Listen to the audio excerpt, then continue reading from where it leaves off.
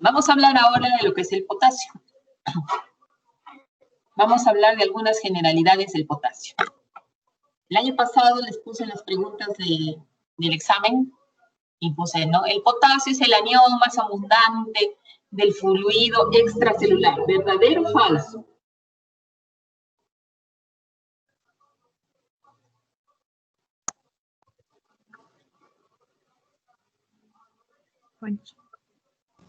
Falso. ¿Falso o verdadero? Verdadero. Verdadero. Chicos, lean bien aquí lo que dice. Es el catión más abundante del fluido intracelular. Catión. ¿Qué quiere decir? ¿Qué carga tiene? Positivo. Positiva. Positiva, ¿no? Si estamos hablando de anión, estamos hablando de carga negativa. Pero en este caso es el catión más abundante. ¿Y dónde se encuentra más? En el intracelular, ¿no? Varios compañeros se quejaron porque decían, no está correcta, no está correcta. Solamente esa palabrita, ¿no? Es el catión. El potasio es catión, no es anión, porque su carga es positiva, ¿ya? Y gracias a esta carga positiva es lo que nos va a ayudar a las funciones de buffer que tiene y amortiguar nuestro pH.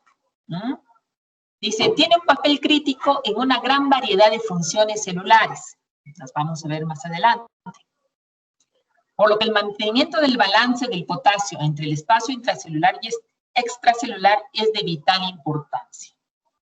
Se dice que si baja a 0.1 unidad el pH sanguíneo, o sea, de 7.4 baja a 7.3, el potasio plasmático se eleva en 0.6, ¿no? Que para la vida, para las células, es una elevación muy importante. Digamos que tengan 4. Con 4.6 ya están arreglándose el 5. Vamos a tener una hipercalemia. Las funciones del potasio en la célula no pueden ser reemplazadas por otros cationes, sin producir alteraciones de las funciones celulares. La ventaja del potasio es de que entra y sale de la célula sin alterar otra función de la célula, ¿no? Sin alterar otro mecanismo. Todas las células del organismo vivo tienen alta permeabilidad al potasio, ¿no? El potasio difunde libremente a través de la célula. ¿Sí? Falso. El potasio difunde a través de la sodio-potasio ATPasa. Pero la membrana tiene alta permeabilidad. No le impide el paso. El potasio facilita la conducción nerviosa y la contracción del músculo liso y esquelético, incluido el corazón. Por eso es muy importante y vamos a ver en los trastornos del potasio, tanto en elevación o en disminución, que va a producir manifestaciones cardíacas, ¿no? ¿Por qué es importante tratar una hipercalemia o una hipocalemia? Por las manifestaciones cardíacas que nos llevan a la muerte, ¿no? Facilita el funcionamiento de la membrana celular. El potasio es el principal, ¿no?, generador del potencial de acción. Entonces tenemos que tener muy presente eso. El balance hemostático, dice, el potasio debe mantenerse en un nivel correcto para el mantenimiento de la vida. Como hemos dicho anteriormente, si se altera el pH, se altera el potasio. Y si se altera el potasio en más o en menos, el que falla es el corazón. ¿No? Dice, la distribución del potasio entre los líquidos intracelulares y extracelulares está ampliamente determinada por la membrana celular, perdón, por la bomba de la membrana celular, que es la ATPasa. ¿No? El 98% del potasio es intracelular y solamente un 2% del potasio es extracelular. ¿Dónde se absorbe el potasio? El potasio se absorbe por la vía digestiva. Va a entrar a nuestro organismo por la vía digestiva. Todos los alimentos contienen potasio. ¿Ya? Tenemos que tener bien claro eso. Todos los alimentos contienen potasio. ¿Quién se encarga de regular el potasio en el cuerpo? El riñón. Básicamente el riñón. Pero el epitelio del colon, dice, ¿no? Tiene una capacidad para secretar potasio. Eso es muy importante, ¿ah? Para que recuerden. Entonces, volvemos a repetir. El potasio es el catión, fundamentalmente intracelular. Como hemos dicho, el 98% se encuentra dentro de las células, que aproximadamente es 140 miliequivalentes por litro, y el 2% es extracelular. Entonces, cuando hagamos nosotros nuestro AGA, nuestro dosaje de potasio, vamos a encontrar de 3.5 a 5 miliequivalentes por litro. Son los valores normales del potasio. Dice, las reservas corporales son de 3.000 a 4.000 miliequivalentes. Podemos sacar más o menos cuánto tiene de potasio una persona multiplicando, ¿no? De 50 a 55 miliequivalentes por kilogramo de peso corporal para un paciente de 70 kilogramos. Si mi paciente viene obeso, entonces ya este cálculo, este aproximado ya no va a ser el correcto, ¿no? Entonces, de 50 a 55 por kilogramo, pero en un paciente promedio de 70 kilos. La ubicación intracelular es básicamente mantenida por la bomba de sodio-potasio ATPasa. ¿Ah?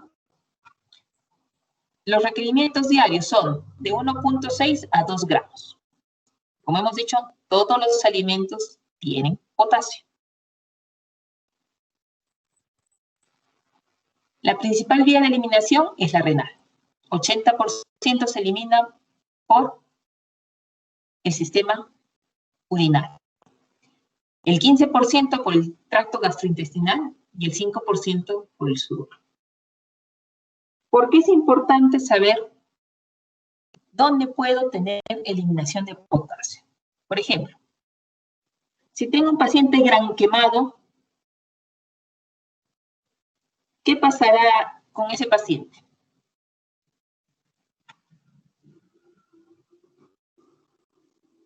¿Qué me dicen?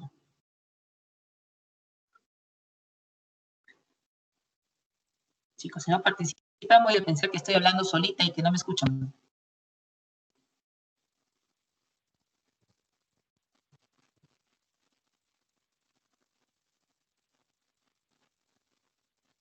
Lourdes, si estás por ahí.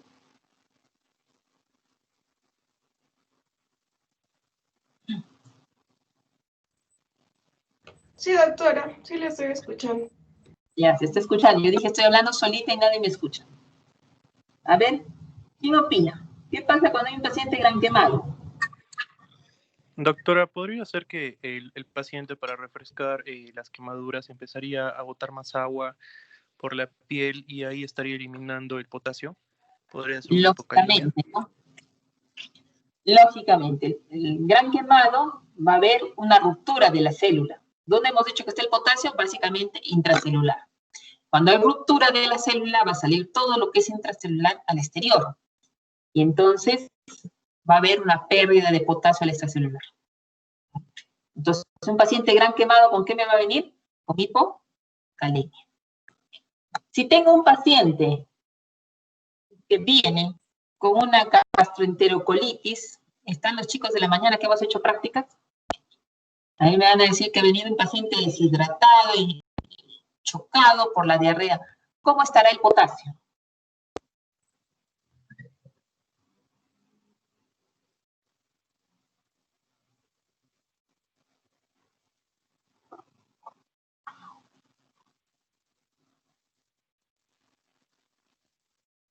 El potasio también va a estar bajo, ¿no? Va a estar bajo. Por eso se crearon las soluciones de lactato Ringer, porque antes de las soluciones del lactato Ringer, la rehidratación era con cloruro, como todos conocemos, ¿no? Pero en estos casos de diarrea, eso nos enseñó la pandemia del cólera.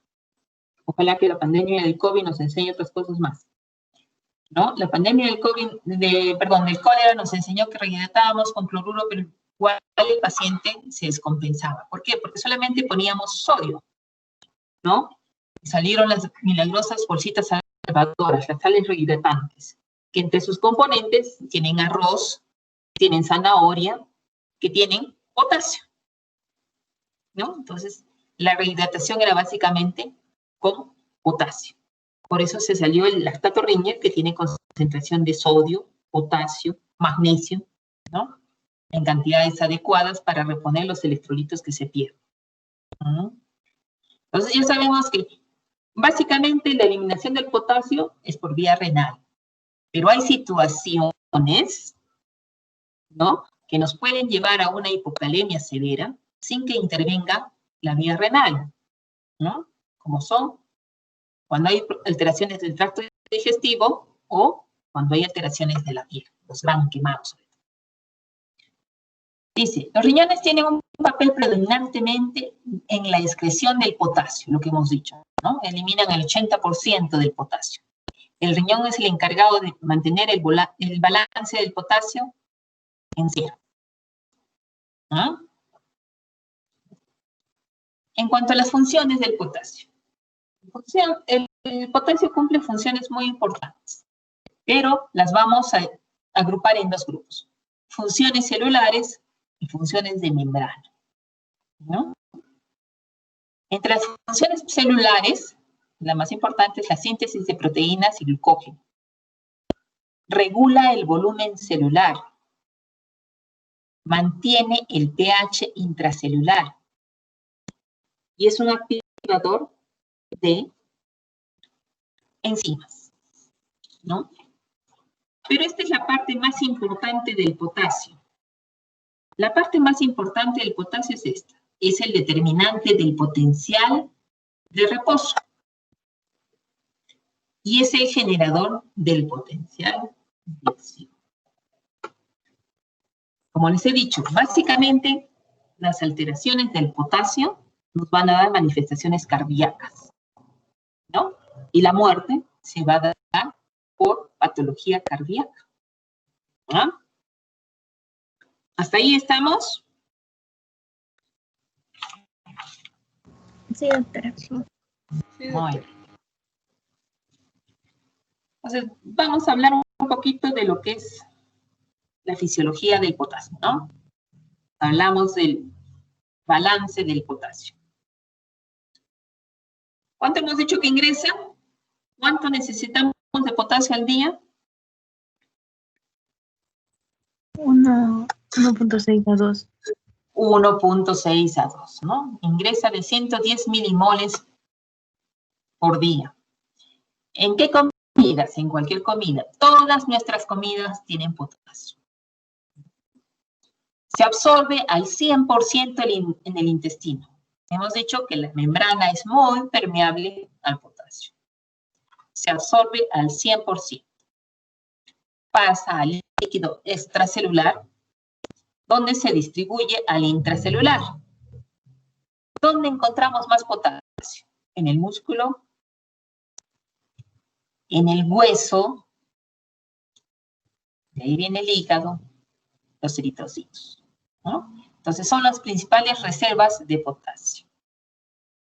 Y si yo les pregunto, ¿dónde hay mayor cantidad en qué víscera hay mayor cantidad de potasio?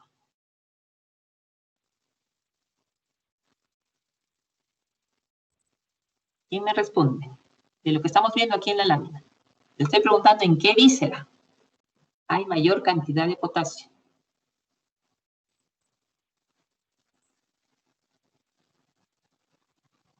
¿Hígado?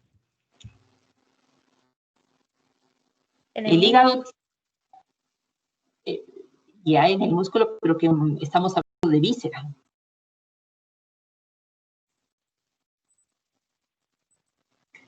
Hay una sola víscera que es de músculo, que es el corazón, ¿no? Entonces volvemos a lo mismo. El corazón es pura fibra muscular, ¿no? Entonces, ¿quién tiene mayor cantidad de potasio? El corazón, ¿no? La víscera que tiene más cantidad de potasio. Y de ahí viene el hígado, ¿no? Que es otra víscera. En general, podemos decir que el músculo, porque el músculo es todo nuestro cuerpo, tiene 2.600 milimoles de potasio. En la lámina también podemos ver, ¿no?, que se elimina 10 milimoles por las heces y 90 milimoles por la orina. Si sumamos 10 más 9, 100. Nos faltan los 10 que se eliminan por el sudor. ¿No?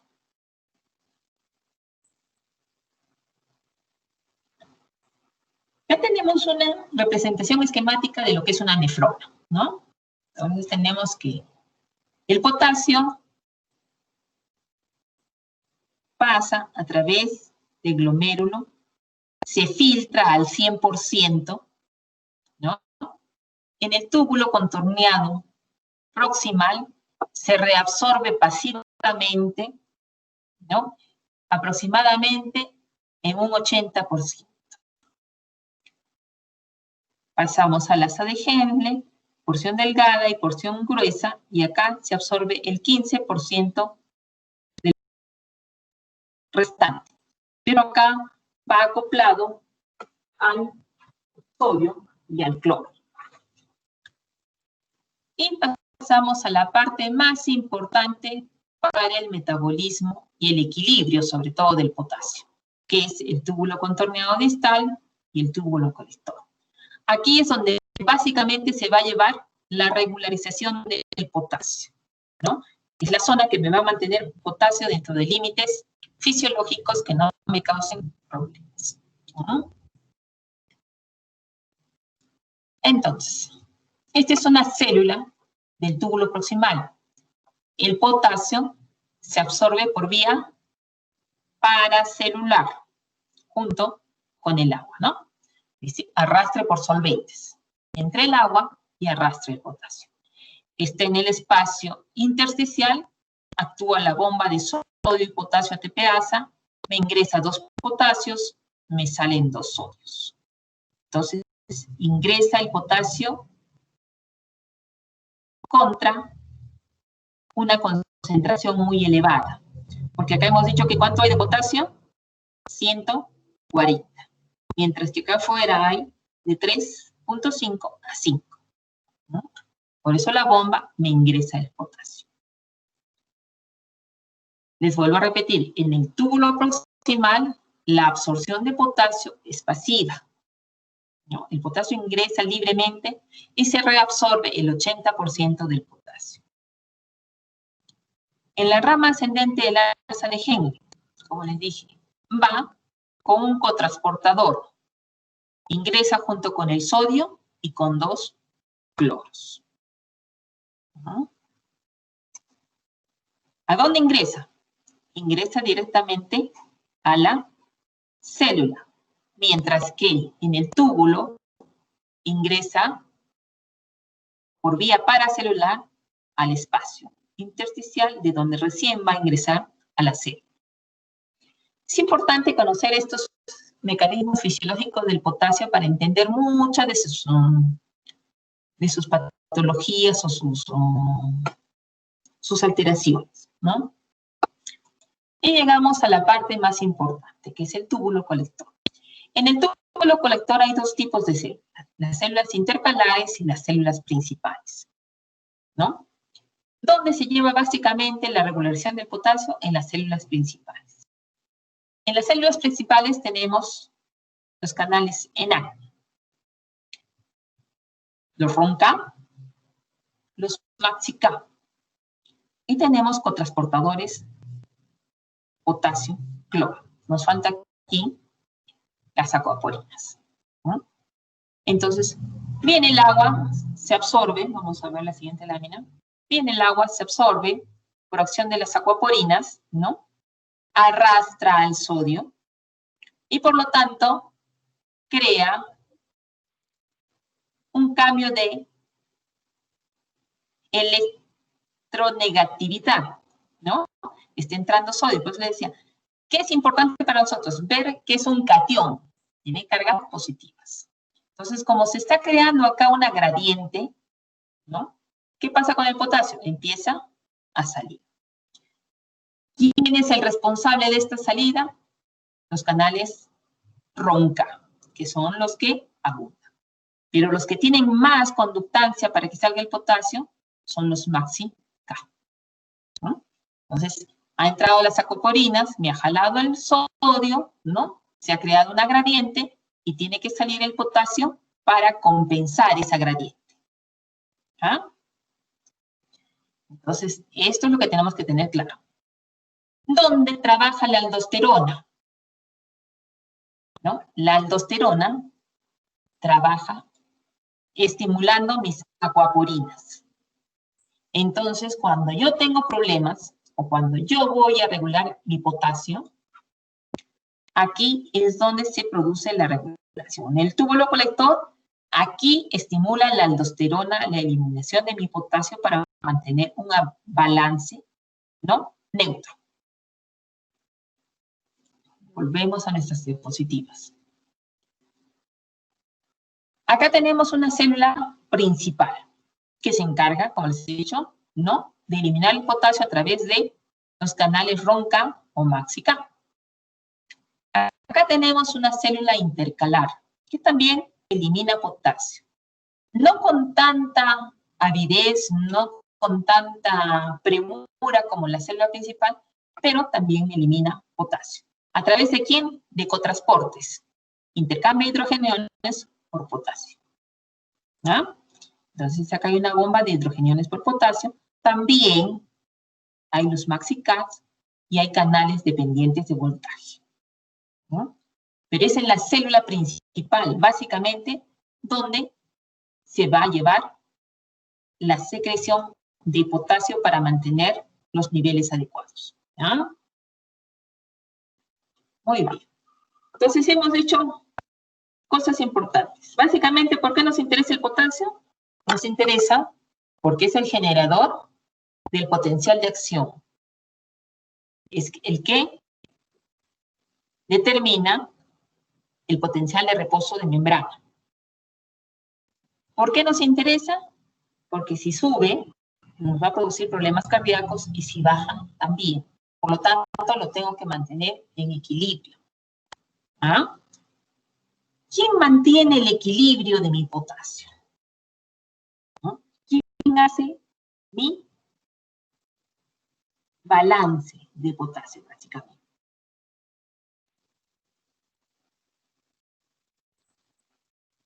Tenemos aquí factores hormonales y el equilibrio ácido-básico. ¿Para qué nos sirve conocer esto? Nos sirve para conocer cómo en una emergencia, porque tanto la hipocalemia como la hipercalemia son emergencias, yo voy a poder tratar a mi paciente. Una posta. Entonces, en todas las postas tenemos insulina. En todas las postas tenemos beta-2 agonistas. Estamos hablando de salbutamol, fenoterol, ¿no? Usamos para los asmáticos. Tanto la insulina como los beta-2 agonistas van a estimular mi bomba de sodio y potasio ATPasa, ¿no? La insulina la promueve directamente. Los beta-2 agonistas la promueven o la estimulan a través del AMP cíclico. Que si nos hacemos un poco de recuento de fisiología, sabemos que empieza el AMP cíclico, luego viene el ATP, ¿no? Entonces, la insulina directamente. Los beta-2 estimulan al AMP cíclico, ¿no? Y esto va a mantener mi potasio dentro de rangos normales. El equilibrio ácido-básico. ¿Cómo me va a mantener mi potasio el equilibrio ácido-básico? ¿Qué pasa cuando se altera el equilibrio ácido-básico? Cuando hay una acidosis. Vamos a tratar de borrar de este lado de nuestra diapositiva esto que dice insulina y sodio. Y vamos a tratar, podríamos que es, los hidrogeniones de la célula salen al extracelular. Entonces aquí en el extracelular se incrementan los hidrogeniones, por lo tanto me producen una acidosis. ¿Qué hace el potasio para compensar esta acidosis?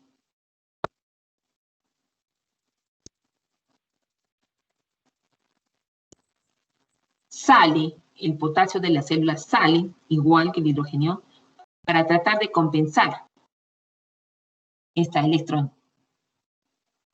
Entonces, la acidosis va acompañada de hipercalemia. Así es. Lo contrario de la alcalosis, ¿no? En la alcalosis lo que tenemos es incremento de bicarbonatos.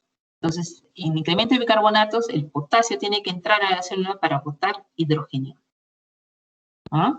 Y compense el pH. ¿No? Más adelante lo vamos a ver mejor. Pero tenemos claro, ¿qué hacemos? ¿Quién trabaja? ¿Quién mantiene mi balance? La insulina, los beta-2 agonistas. Mi pH. Si mi pH está alterado, yo tengo que ver cómo compenso esto para que mi trastorno del potasio se equilibre. ¿Ah?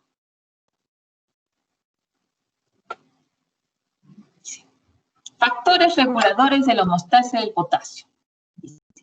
Favorecen la entrada del potasio al intracelular. Como acabamos de decir, la alcalosis metabólica. Entra potasio, sale hidrógeno.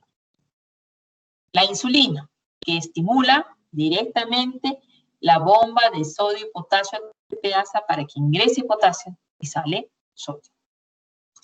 La estimulación beta-adrenérgica, que hemos dicho que trabaja a través del AMP cíclico. Y la aldosterona. La aldosterona diríamos que trabaja ingresando potasio, diríamos que trabaja más regulando potasio en la excreción, ¿cierto? Dice, favorece la salida de potasio al espacio extracelular, la acidosis metabólica, ¿no? La hiperosmolaridad extracelular. ¿En qué caso hablamos de hiperosmolaridad extracelular? Cuando tenemos hiperglicemias, ¿no? Cuando tenemos elevación del sodio, porque el sodio es encargado de mantener la osmolaridad. Cuando tenemos incremento de ácidos orgánicos, ¿no? Por ejemplo, la urea. Cuando a un paciente le hemos puesto manitol en grandes cantidades, entonces el paciente está con hiperosmolaridad, ¿no? Dice, favorece la salida del potasio. ¿Por qué favorece la salida del potasio? Porque el potasio va a arrastrarse con el agua para tratar de compensar esta osmolaridad. ¿Ah? Los agonistas alfa-adrenérgicos. Acá teníamos los beta-adrenérgicos. Los alfa producen la salida del potasio, por lo tanto, hipercalemia.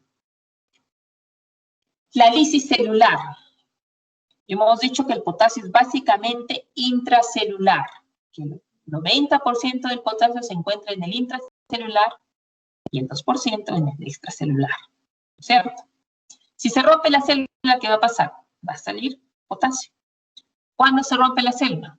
Cuando hay rhabdomiolisis, cuando hay hemólisis, en los grandes quemados, como hemos dicho, ¿no? En los síndromes tumorales. Ahora vamos a hablar de algo muy importante. Factores que regulan la secreción distal del potasio.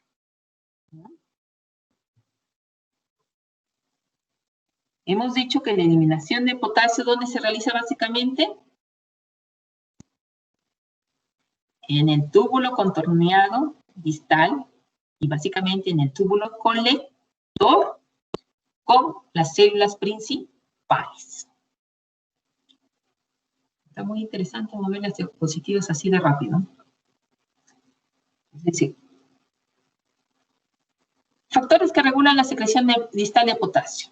Dice la ingesta de potasio en la dieta. Si yo he ingerido una jarra de jugo de naranja, porque con la calor que está haciendo estamos sedientos, ¿no? Aproximadamente un vaso de jugo de naranja trae 40 miliequivalentes. La jarra tendrá unos 10. Entonces estoy ingiriendo 10 vasos de jugo de naranja. Estoy ingiriendo 400, ¿no? miligramos de potasio. Esos 400 miligramos no pueden quedarse en el organismo. Entonces el riñón empieza a eliminarlos. Hemos dicho que el potasio se filtra al 100% por el glomero, ¿no? Se absorbe y es en el túbulo distal, cuando ha habido una carga grande, empieza a secretar. Se estimula la aldosterona, todo el mecanismo, ¿no? La concentración de potasio plasmático, que es lo mismo. El pH sistémico.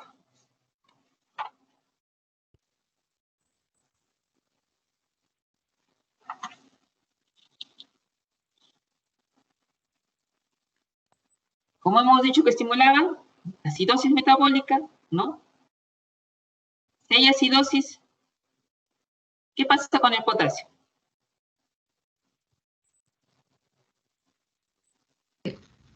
¿Sale?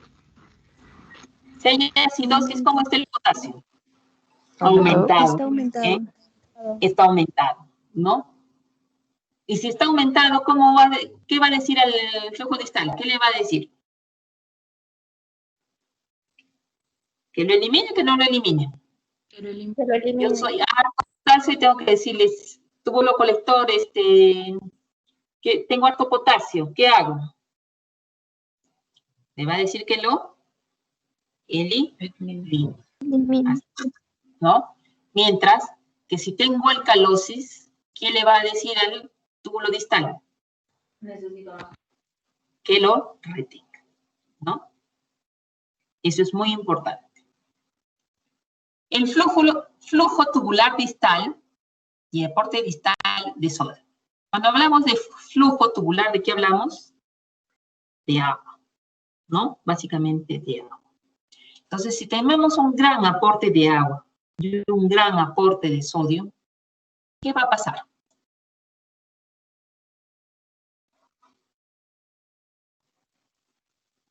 ¿Qué pasa si yo tengo estas grandes cantidades? Falta de potasio. ¿Cómo? Va a hacer falta potasio. No, hemos dicho que ingresa el agua, ingresa el sodio y se va a producir un cambio de la electronegatividad. Entonces, en el lumen va a estar más negativo. Si yo tengo harta agua acá, harta agua va a entrar. Y por lo tanto, esto cada vez se va a hacer más negativo. Y para compensar estas cargas negativas, ¿qué vaya a hacer? Va a salir potasio. Entonces, el flujo distal, si es harto, va a estimular la eliminación de potasio. Mientras si es bajo, no va a haber tanto cambio en la electronegatividad, por lo tanto no va a haber quien estimule la salida del potasio. ¿Sí? ¿Claros? ¿Claros, no claros? ¿Hemos entendido? Sí, doctora. Sí, Seguro, ¿ah? doctora. Y de aquí van a venir todas las preguntas. ¿Ah? De este cuadrito van a venir 10 preguntas. Es importante que captemos muy bien este cuadrito con la fisiología que hemos mostrado en las 3 diapositivas anteriores para entender todas las alteraciones del potasio y cómo puedo yo manejarlo. ¿Ya? Entonces estamos la ingesta de potasio, la concentración de potasio, el pH sistémico, el flujo tubular, la excreción de aniones no reabsorbibles. ¿Cuáles son los aniones no reabsorbibles?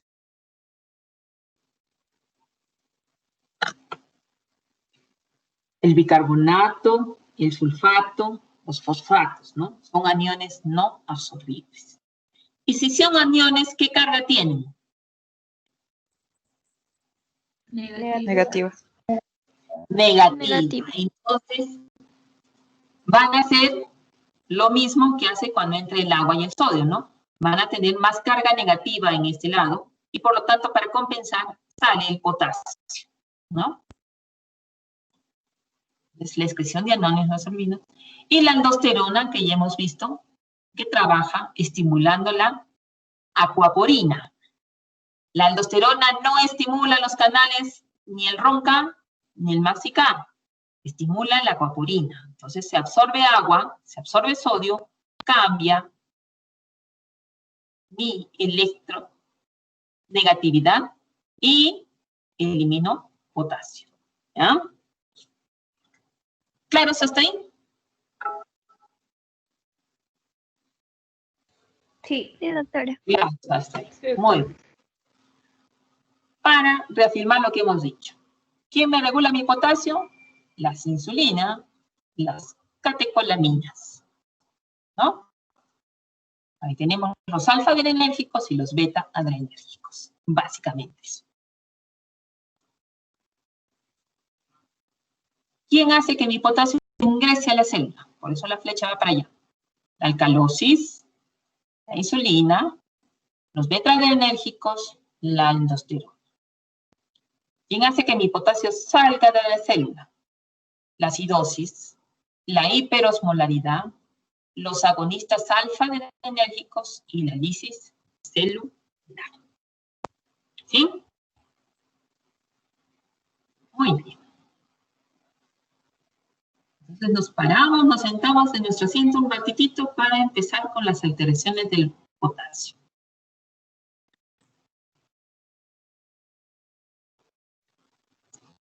Vamos a hablar de la hipopotasemia. ¿Cuándo hablamos de hipopotasemia, hipocalemia? Cuando tenemos un potasio inferior a 3.5.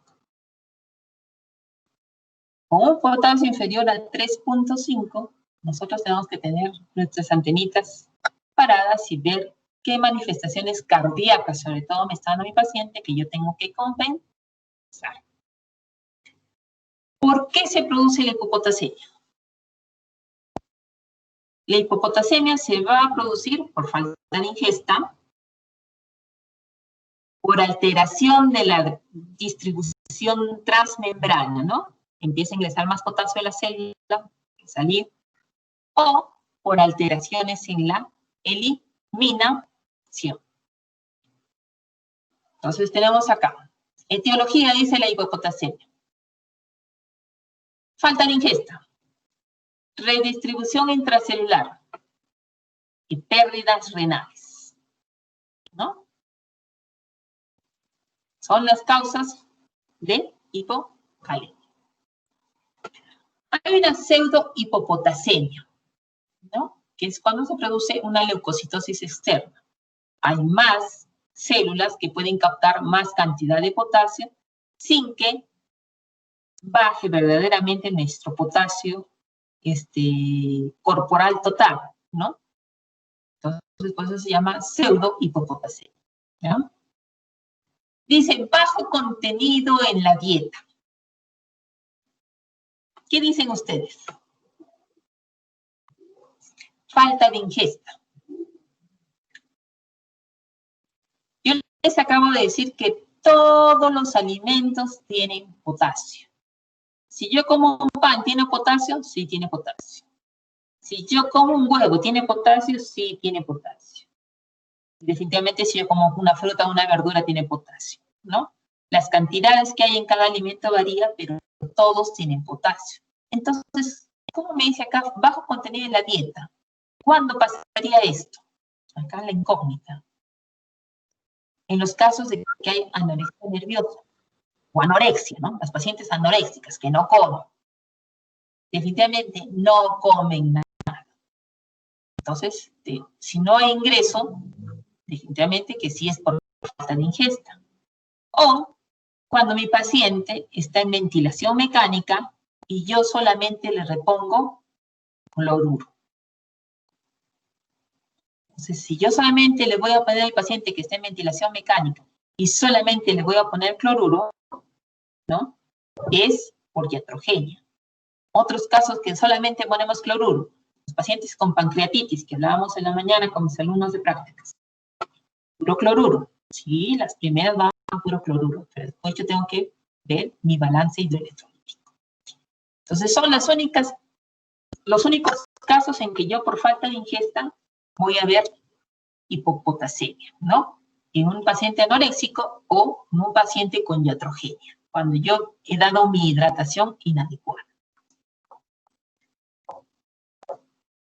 Decimos, redistribución intracelular de potasio, ¿no? entrando el potasio a la célula. Volvemos a repetir. ¿Cuándo ingresa? Cuando hay alcalosis metabólica. Cuando hay estimulación beta-adrenérgica. ¿Cuándo será esto? Cuando hay estimulación beta-adrenérgica y pues hay hipercalientes. ¿En qué casos? En los casos que tengo un paciente con crisis asmática y yo le estoy dando sus nebulizaciones o salbutamol, ¿no? En PAF para resolver la crisis. Entonces puedo tener hipocalemia. Tengo que estar revisando a mi paciente. Hay otros casos específicos que dicen, ¿no? Que nos causan la redistribución intracelular, como la parálisis periódica hipopotasémica, que es una enfermedad hereditaria rara, ¿no? Que se presenta o se caracteriza por ataques que duran de 6 a 24 horas de una parálisis flácida, ¿no? Lo que da la hipopotasemia.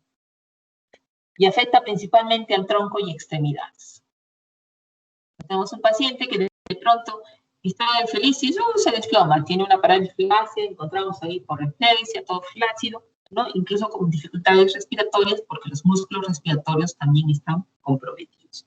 Preguntamos a la familia y alguien en la familia también tiene, ¿no? Porque es una condición hereditaria. Pasa solo, no tengo que hacer muchas cosas, ¿no? A no ser que tenga una hipocalemia importante y se la tengo que reponer, ¿ya?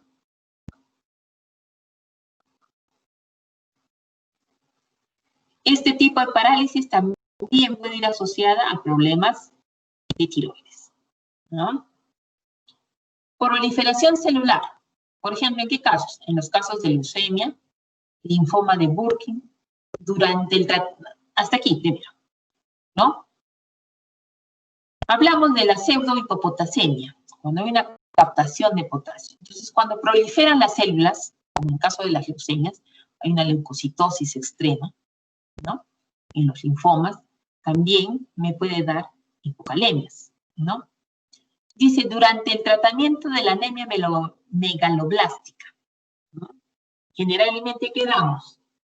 Damos vitamina B, damos ácido fólico, y eso hace que la célula empiece a crecer, se puede decir, ¿no? Empieza a desarrollar. Eso también va a hacer que el potasio ingrese a la célula. Entonces, tengo que ver en qué condición yo estoy evaluando a mi paciente y cuál es la causa de su hipopotasemia. También en qué casos, intoxicación por bari. El paciente ha hecho un estudio radiográfico, le han puesto bari, ¿no? Y me viene con hiporreflexia, que no tiene fuerzas en las piernas, en los brazos, ¿no? Hago potasio y encuentro potasio bajo.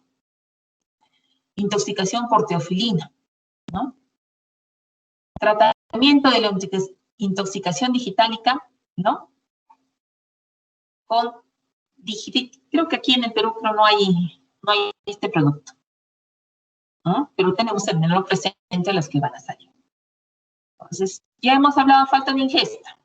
En nuestro cuadrito anterior, ¿cómo era nuestro metabolismo? Ingesta. Que no ingiere, solamente paciente anoréxico o iatrogenia, si yo solamente le estoy hidratando con glutamato. Ha habido movimiento en el del intracelular al extracelular, ¿no? Alteración de la membrana. Hemos visto la parálisis hipopotasémica familiar, la alcalosis, la estimulación adrenérgica, la proliferación celular, ¿no? La intoxicación por bari. Ahora vamos a ver por causas digestivas, pérdidas extrarrenales. ¿Cuánto dijimos que se perdía por el tubo digestivo?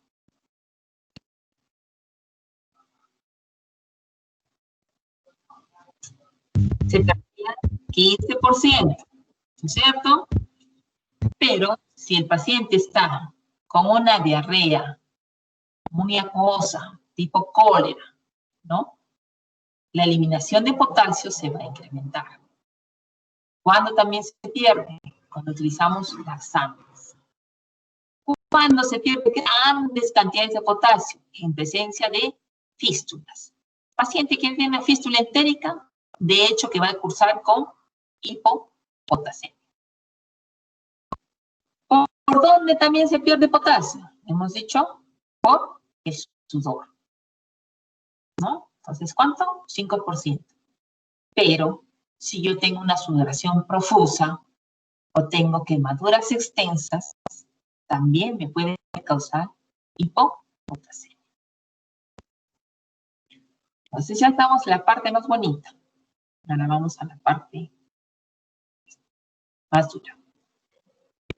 Las pérdidas renales. Quiere decir que la falla está aquí, ¿cierto? Porque es donde se produce la secreción de potasio. En la absorción de agua por orinas, en mis canales SINAC, donde interviene la aldosterona. ¿Ah?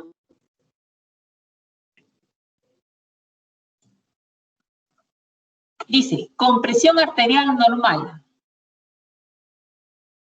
con hipertensión arterial e hiperactividad mineralocorticoide.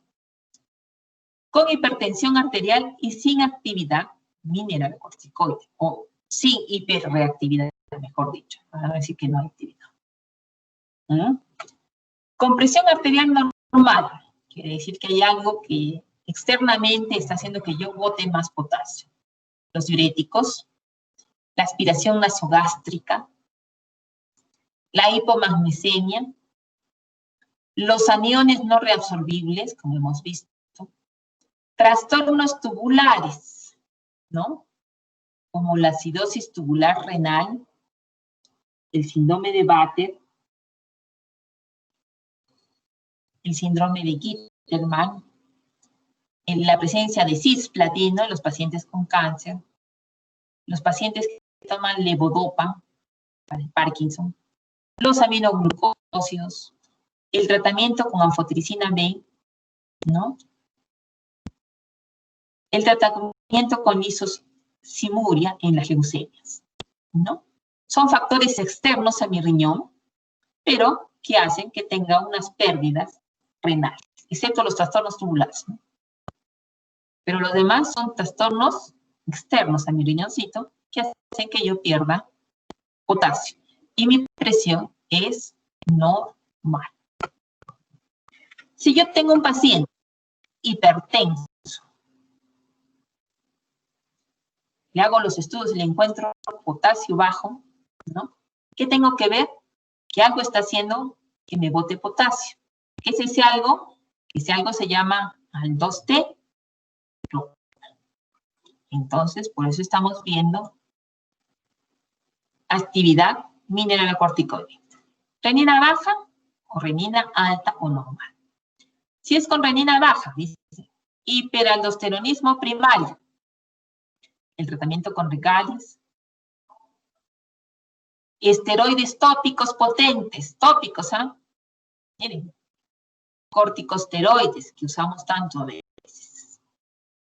Con renina alta o normal. En casos de estenosis arterial renal, hipertensión arterial maligna y el síndrome de... ¿Sí? Con hipertensión arterial y sin actividad mineralocorticoide. ¿Qué quiere decir? Que mi aldosterona está normal, ¿no? El síndrome de Litter, la cetoacidosis diabética y esta muy importante, la poliuria posobstructiva. Paciente con ya sea hiperplasia o cáncer de próstata, pero que me ha hecho una neuropatía obstructiva. Le he puesto sonda y de pronto empieza a ser hipopotasemia, ¿no? Es por pérdida renal, es hipertenso, sí, porque me ha dañado, pero no tiene actividad mineralocorticoide. ¿Sí? ¿Estamos claros hasta aquí?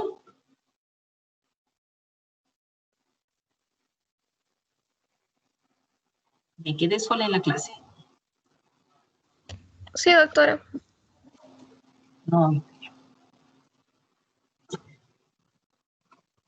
Acá tenemos una lista de lo que nosotros hacemos. esto es por causa de nosotros, ¿no? Dice, fármacos inductores, ¿no?, de hipopotasemia. ¿Qué tenemos? Que producen desplazamiento del potasio al interior de la célula, que aumenta la eliminación renal de potasio o aumentan las pérdidas gástricas de potasio, ¿no? El aumento de las pérdidas gástricas, lo más clásico, los laxantes, los enemas y los antibióticos responsables de la colitis pseudomembranosa. ¿Cuál es? ¿Cuál es el fármaco causante de la colitis? Clindamicina. Vancomicina. Clindamicina. Cuando hemos utilizado en dosis muy altas o tiempos muy prolongados, ¿no? Dice, aumento de la eliminación renal de potasio. Los diuréticos, fármacos con efecto mineralocorticoide, ¿no? Los corticoides, la hidrocortisona, básicamente. Altas dosis de antibióticos, miren, ¿no?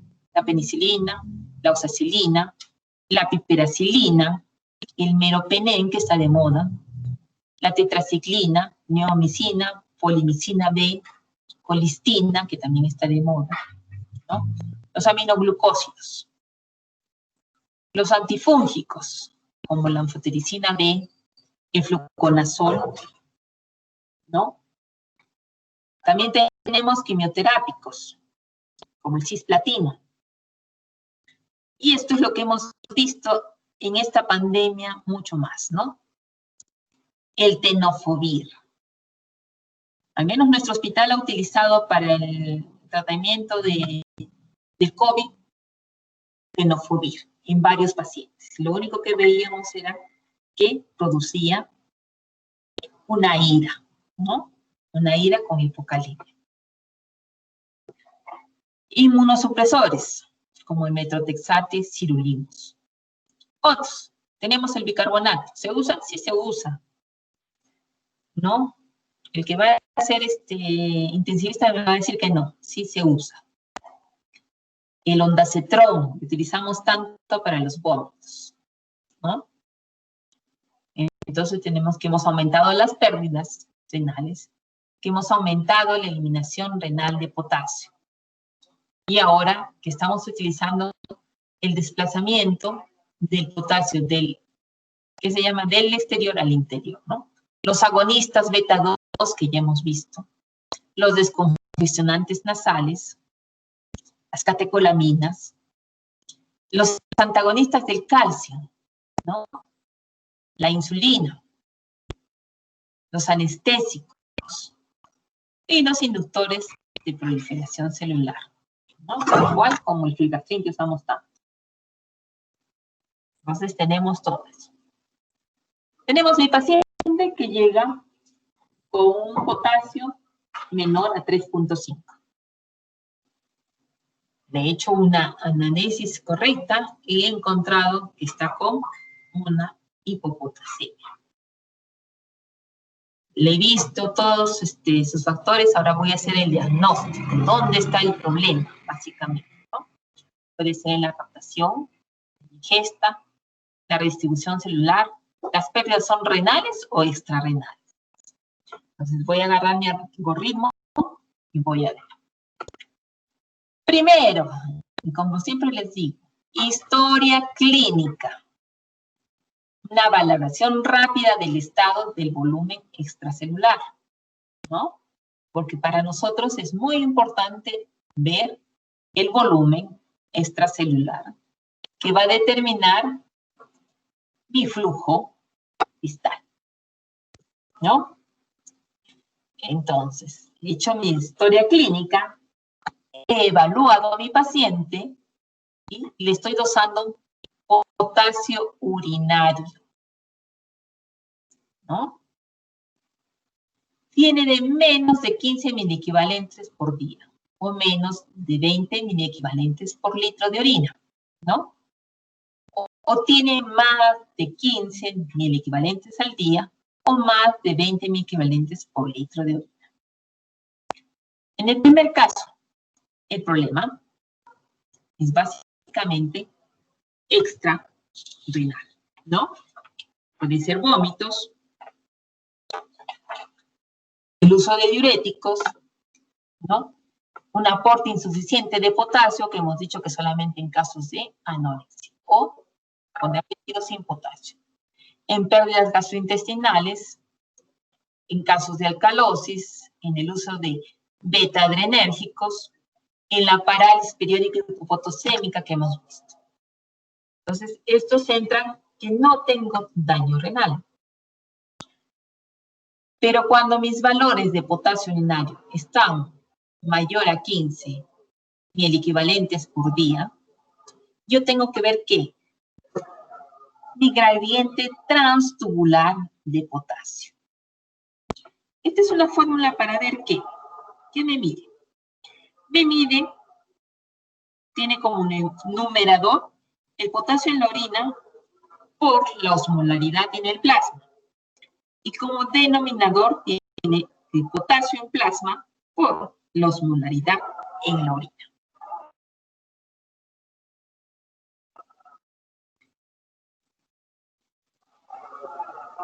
Entonces hacemos nuestros cálculos y el paciente tiene menos de 4, ¿no?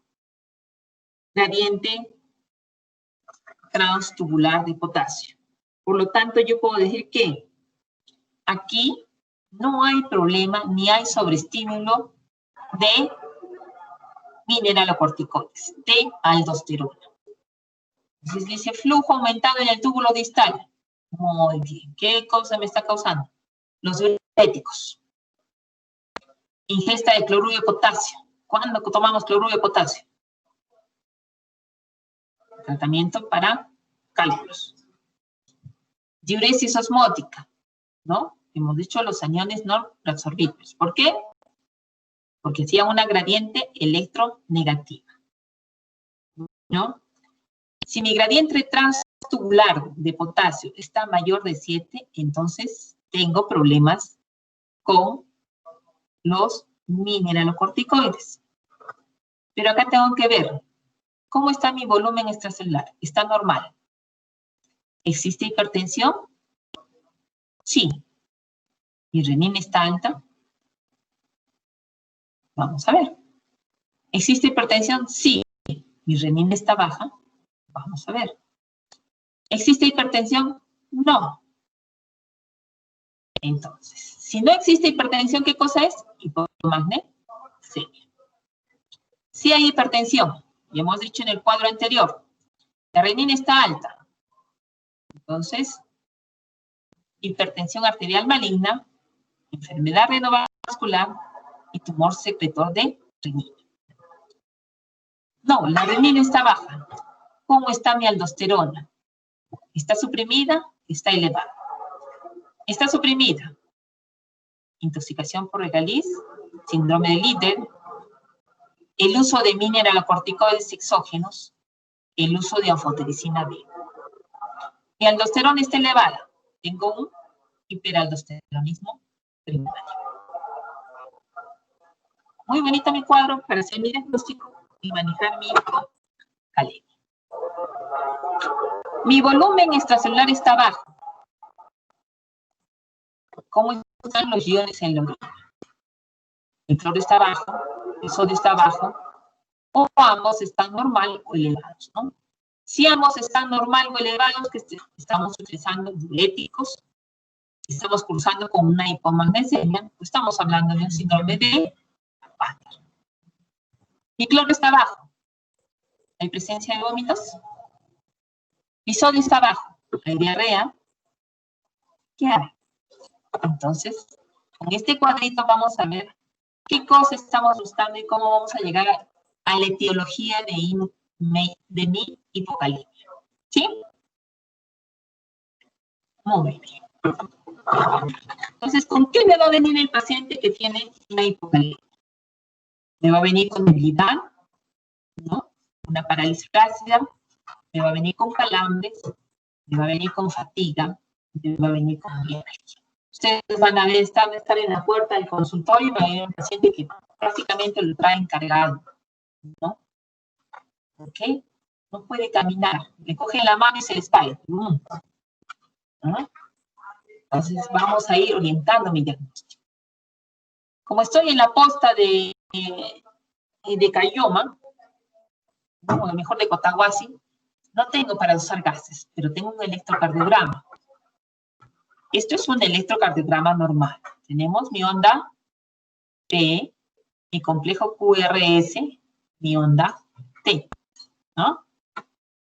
Si yo tengo una hipopotasemia, tengo el potasio ya en 3.5.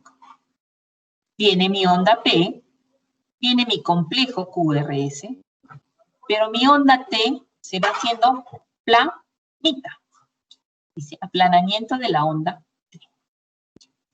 Si tengo un potasio de 3, ya más bajo, como ven acá, casi la onda T no hay, ¿no? Está plana. Y la onda U está promi. ¿Sí?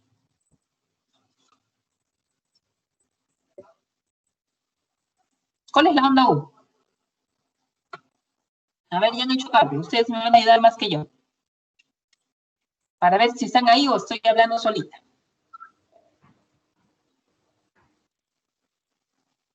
Es lo que ¿Cuál es viene la- después de la ST.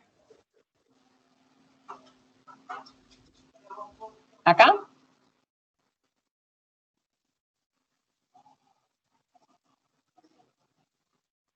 Es la última onda que se muestra después del ST. Este es el S y este es mi T. Esta es mi onda U. Esta es mi onda U. A ver, Disculpe, doctora, no se ve su mouse, o bueno, el ¿no se ve puntero. mi cursor? A ver. A ver, vamos a ver si podemos. ¿No se mira? ¿Nada? El puntero no, pero sí se ve la diapositiva. No, lo que yo quiero es que se vea el puntero. A ver, para ver. O sea, yo estoy jugando solita con mi puntero.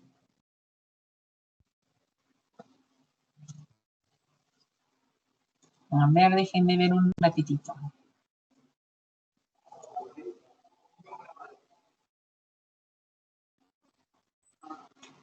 Ahora. ¿Se mira el puntero?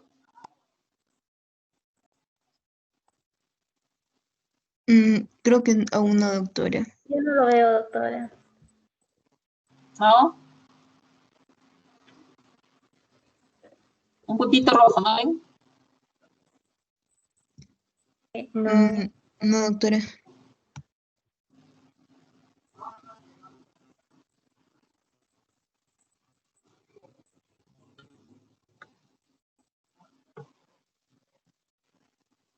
A ver.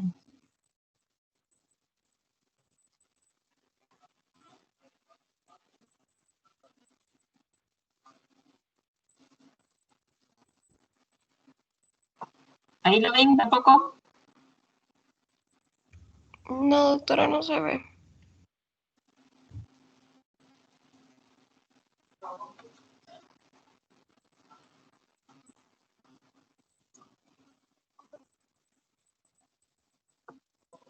Ya, entonces vamos a ir acá.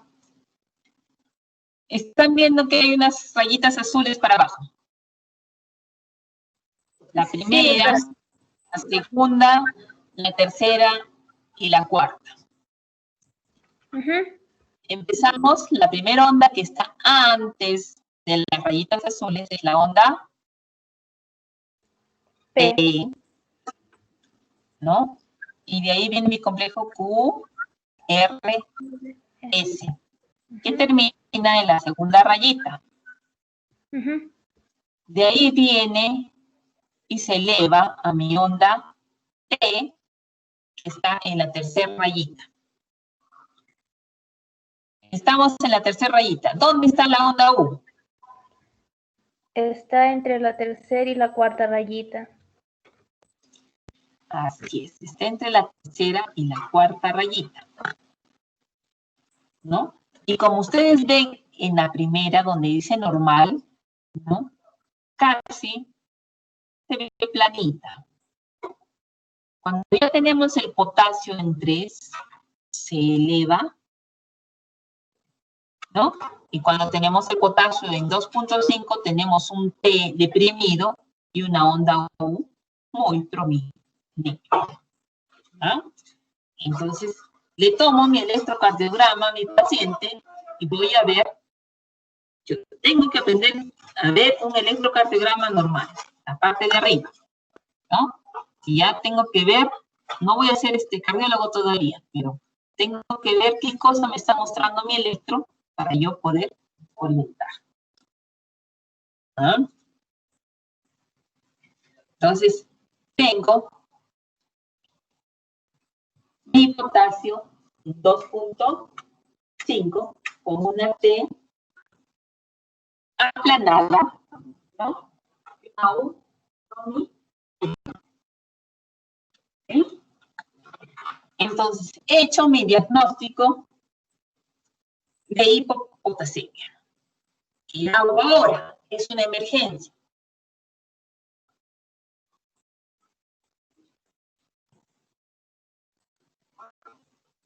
¿No? Volvemos a repetir, dice, manifestaciones clínicas de la hipopotasemia. Las anomalías electrocardiográficas que le hemos visto, las neuromusculares que las hemos visto, dice debilidad, astenia, calambres, parestesias, parálisis, abdomiolisis. Digestivas.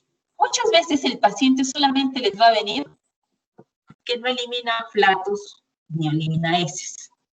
Va a venir con un milio paralítico. Pero usamos potasio y vamos a encontrar un potasio de 2.5. ¿No? Tenemos que corregir. También me puede venir con manifestaciones renales, disminución del filtrado glomerular, disminución del flujo plasmático renal, una nefritis intersticial, diabetes insípida, nefrogénica, ¿no? El paciente tiene una poliguria marcada. Puede venir alcalosis, ¿no? Endocrinas, disminución de la aldosterona, que es la que me regula, eso, ¿no? Pero más que manifestaciones son causas, ¿no? De mi época, bien. Entonces, he llegado a mi paciente, he valorado la gravedad, he valorado mi déficit de potasio, ¿no? He hecho mi anamnesis, he visto si hay alteraciones electrocardiográficas, he visto las posibles causas de esto. ¿Y qué tengo que ver? Criterios de grave. ¿Tiene criterios de gravedad? Mi electrocardiograma está fatal, ¿no? Entonces yo tengo que hacer ¿qué? Administrar potasio endovenoso. ¿Cómo administro el potasio endovenoso? Puedo administrar en suero o puedo administrar en cloruro de sodio, en cualquiera de los dos. Doctora, disculpe que le interrumpa, pero las diapositivas no están corriendo. Siguen manifestaciones clínicas. No te creo. Sí, doctora. Pero las anteriores han corrido. Sí, hasta ahí sí, pero de ahí no. Hasta ahí, ya, acá me quedan manifestaciones clínicas. Ujú. Las neuromusculares y las cardíacas. A ver.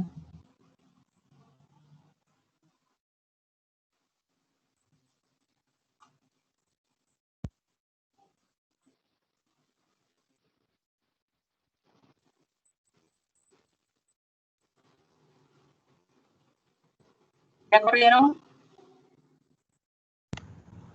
Están cargando, doctora. A ver.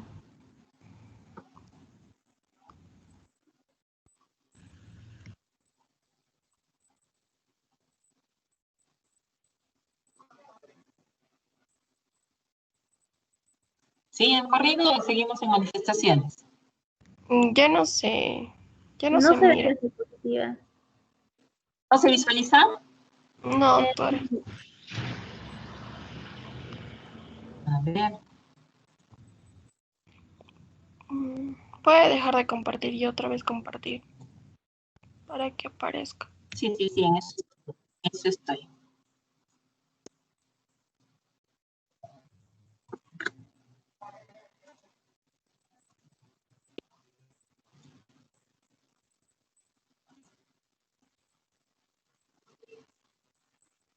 ¿Ahora sí?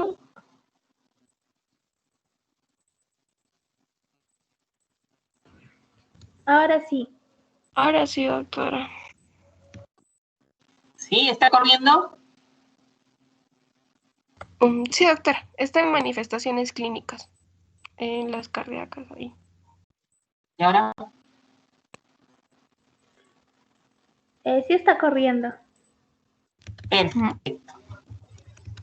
¿Está corriendo? Guay. Sí ha cambiado Sí, de diapositiva. ¿No? A mí no me ha cambiado nada. Pero... Solo la misma diapositiva. ¿Seguimos en manifestaciones cardíacas? no puedo. Wow, Sí. wow. Ya ver. Otra vez. A ver.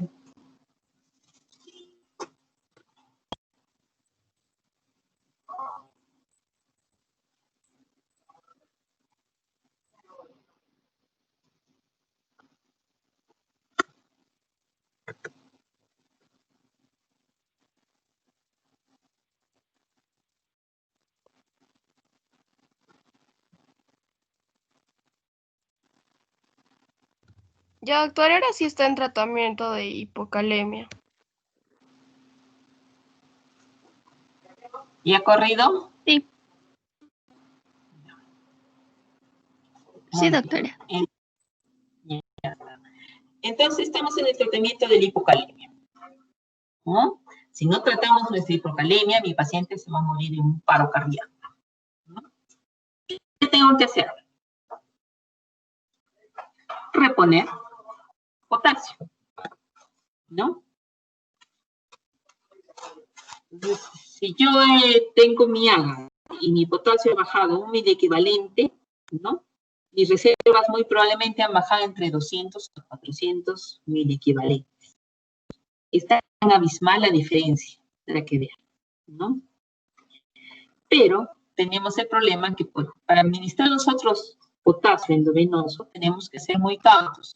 El potasio es irritante para el vaso. Entonces tenemos que ponerlo lentamente.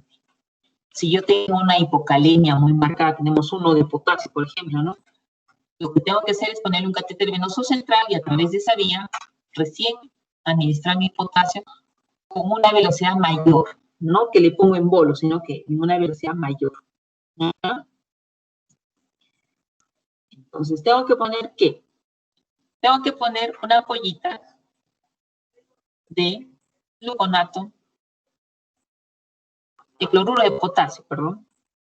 El cloruro de potasio en medio litro de glucosa o una ampollita de potasio en medio litro de suero. Esa es la teoría. En la práctica, ¿qué hacemos? Una ampollita de cloruro de potasio en 100 centímetros de cloruro de sodio. ¿En cuánto tiempo pasamos? Aproximadamente en unas 4 horas. ¿No? No podemos poner más. Si nosotros hacemos una dilución de 2 ampollitas de potasio en una dextrosa de litro o en un cloruro de litro, igual vamos a pasar en 8 horas. No vamos a pasar más rápido, porque como les digo, es irritante para el vaso. El paciente se va a quejar, le va a doler y no nos va a corregir. Como mi paciente no tiene problemas en la vía digestiva, a la vez que le estoy administrando cloruro de potasio endovenoso, yo le puedo dar potasio en mi dieta. ¿Qué le doy? Plátano. Muy bien. ¿Qué más?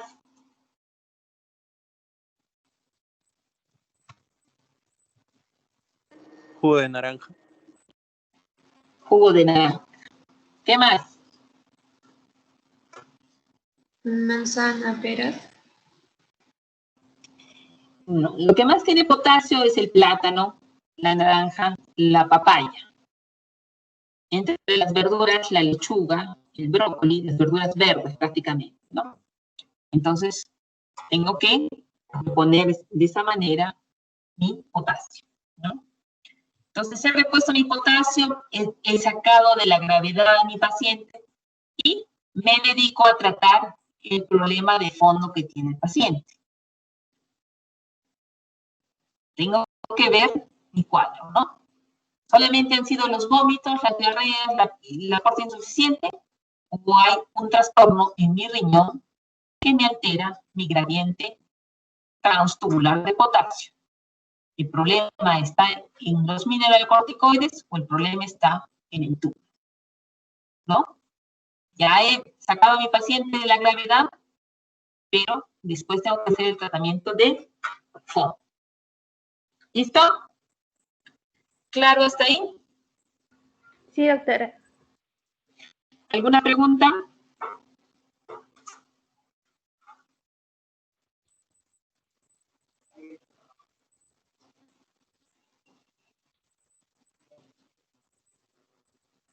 ¿No hay preguntas? Todo claro, entonces.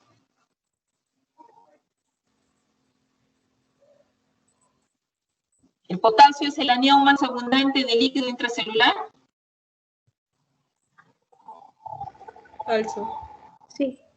Falso. Falso. ¿Falso? Sí. Creo que solo hay 2 personas en la clase, ¿ah? Falso. No, falso. Es el cation. Muy bien, ya es el cation. Muy bien. Cation. Listo. Entonces vamos a pasar a otra emergencia médica. La hiperpotasemia. Cuando hablamos de hiperpotasemia, cuando el potasio está 5.5 o más, ¿no? El paciente viene, le echo un AGA, me viene con 5.5 a más. Podemos hablar de leve cuando tenemos 5.5 a 5.9, moderada de 6 a 6.9 y severa mayor de 7.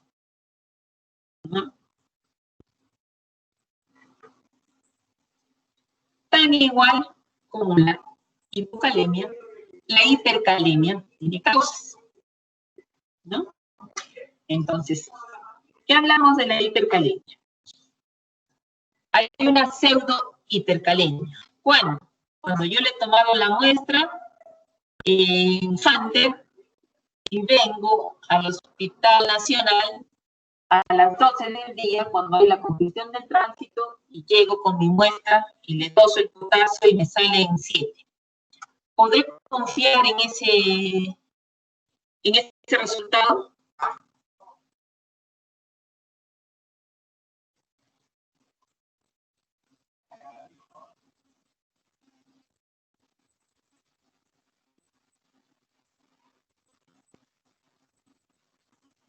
No, no me puedo confiar en ese resultado porque la muestra ha estado mucho tiempo en la intemperie, ¿no? Si hablamos de Hunter, al Hospital Nacional, cuando no hay tránsito hablamos de media hora. Cuando hay tránsito hablamos más o menos de 1 hora, mientras llegue yo al laboratorio, 1 hora y media. Entonces esa muestra lo más probable es que haya sido embolizada, ¿no? Entonces voy a tener una falsa hipercalemia. Por eso es cuando yo saco la muestrita del AGA, inmediatamente se corre al laboratorio y se hace el dosaje, ¿ya? Para disminuir los riesgos de hiperpotasemia por hemólisis. Puede haber hiperpotasemia cuando hay una gran leucocitosis, cuando hay una trombocitosis intensa, ¿no? Puede haber hiperpotasemia cuando las enfermeras nos han puesto, o los técnicos de laboratorio nos han puesto el torniquete muy ajustado, ¿no? Para que puedan absorber la sangre y también nos va a producir una pseudo hiperpotasemia. Aporte excesivo de potasio oral o intravenoso, ¿no? Tan igual como en la hipocalemia, ¿no? Esto es una iatrogenia. Porque si nosotros tenemos un paciente con riesgo de que su eliminación, ¿no? Que es la parte principal de la regulación del potasio, está alterada, yo no le puedo poner soluciones con potasio. ¿En qué casos? ¿Solamente en insuficiencia renal? Doctora, disculpe, las diapositivas de nuevo se han quedado estáticas, no están corriendo. ¿En cuál estás? Yo estoy viendo la de tratamiento de hipocalemia. Pensé que era mi internet, pero creo que es algo general de todos mis compañeros que se ha quedado ahí.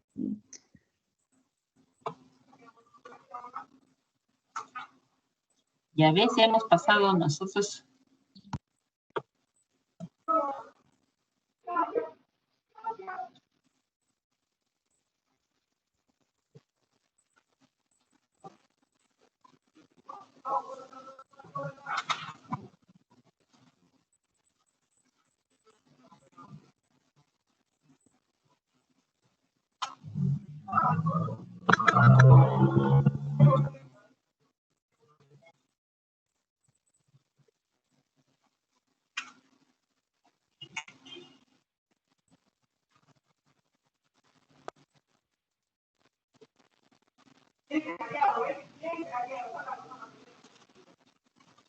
Ahora, Ahora sí veo las diapositivas, doctora, ya. En causas de hiperpotasemia. todos miran o se han quedado otros atrás. Sí, doctora, a mí también. Sí, doctora, estoy Que viendo me también la hiperpotasemia. Ya, entonces el problema es cuando pongo la pantalla completa, creo. Ya. Vamos a mantenerla ahí. Entonces, estamos en el aporte excesivo de potasio, ¿no?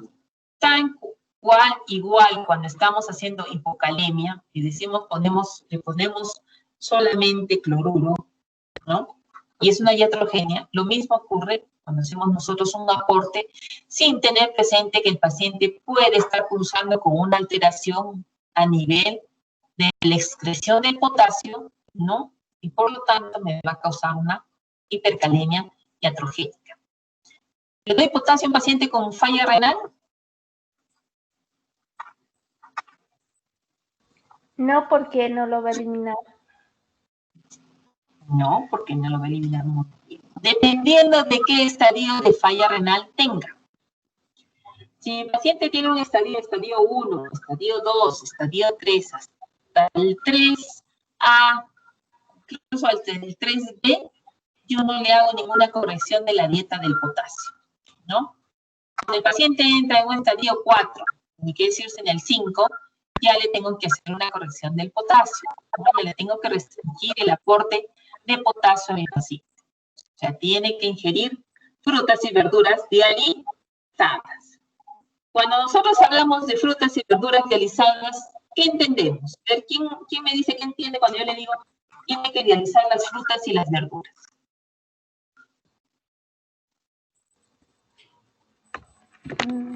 Que lo que va a comer, bueno, el potasio va a ser dializado. Pero yo le estoy explicando al paciente, no le digo, señor, usted de hoy en adelante las frutas y las verduras que va a comer tienen que ser dializadas. A ver, ustedes que me entienden, ¿qué saben ustedes de dializar las frutas y las verduras? Doctora, es cuando, o sea, las frutas y las verduras tienen que hacerlas, creo que hervir y luego botar la primera agua y luego otra vez, me parece. Así es. Vuelvo a decir, el potasio es muy permeable. Entonces, cuando yo hago hervir, ¿no? Hago que el potasio salga al agua. Entonces, hago hervir una vez, estoy eliminando potasio. Boto esa agua, pongo una segunda agua, vuelvo a hacer hervir, boto el agua y pongo una tercera agua. Boto el agua, ¿no? Y ya le puedo dar la fruta o la verdura a mi paciente con falla renal. Eso es dializar, porque muchas veces dicen, hay que dializar las verduras y las frutas. Sí, ¿cómo se dializa? Se hace cocer. No, no se hace cocer. Se hace quedar lo que llamaban las abuelitas antes, ¿no? Hay que darle 3 hervores. Hay que hacer hervir esa fruta o esa verdura en 3 aguas distintas. Se bota el agua porque el potasio está en el agua y se le da la fruta, ¿no? Porque si yo le voy a hacer hervir, ¿se le puedo dar sopas? No, porque de nada sirve, ¿no? Estoy dializando la fruta y la verdura y en el agua se está quedando el potasio y le estoy dando la sopa, ¿no? Le estoy dando potasio. Entonces tenemos que tener claro para hablar con nuestros pacientes. Entonces, eso tenemos que tener muy, muy en claro, ¿ya? De ahí viene la disminución de la eliminación renal. Tenemos la insuficiencia renal crónica, la enfermedad de Addison, la hiperplasia suprarrenal congénita, el hipoaldosteronismo hiporreninémico, la acidosis tubular tipo 4, ¿no? Porque también la acidosis tubular renal me da hipocalemia, pero la tipo 4 me va a dar hiperpotasemia. Fármacos que intervienen con la liberación y o secreción de aldosterona, los IECAS, los SARA2, los inhibidores de la renina, la heparina, la ciclosporina, el tracolimos, la sobredosis de digital. En anterior hablábamos del tratamiento de la sobredosis, ¿no? En este caso, la sobredosis.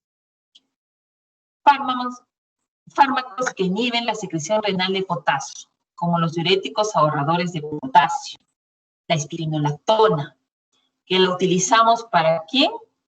Para todos los pacientes cardíacos, que la utilizamos en paciente con problema hepático, y también lo utilizamos en el paciente con falla renal.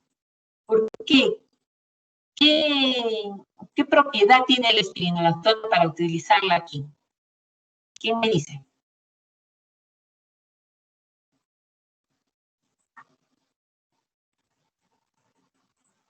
La espironolactona estimula la remodelación.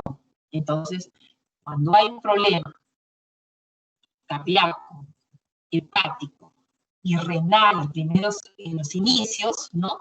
Se da como remodelador.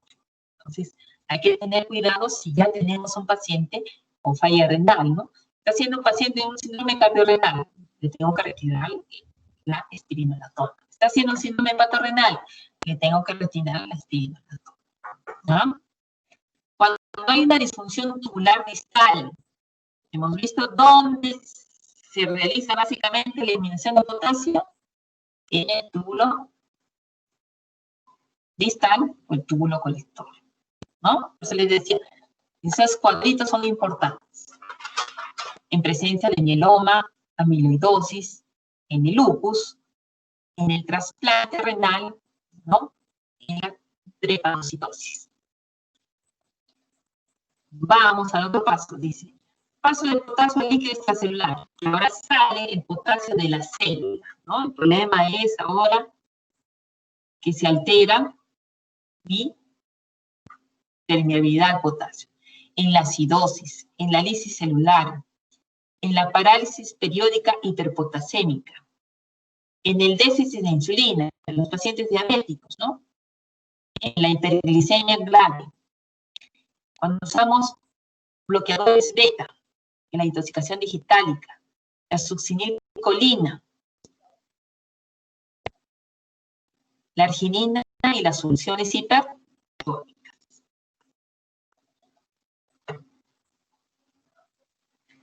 Tan igual como en mi hipocalemia, ¿no? Tenemos este algoritmo para mi hipercalemia, ¿no? He hecho mi historia clínica, evaluado a mi paciente, y ahora tengo que definir por qué es mi hipercalemia. ¿Hay lisis de células sanguíneas? No. Porque si hay lisis, tengo unas que se llama muestra hemolizada, que estábamos hablando anteriormente, ¿no? Y torniquete, mi leucocitosis. No hay lisis celular. Entonces tengo que ver cómo está mi potasio, mi gradiente transtubular de potasio, o mi potasio en orina de 24 horas, ¿no? Mi potasio en orina de 24 horas es mayor a 100 miliequivalentes, o mi gradiente transtubular de potasio está mayor a 7. ¿Dónde está mi problema?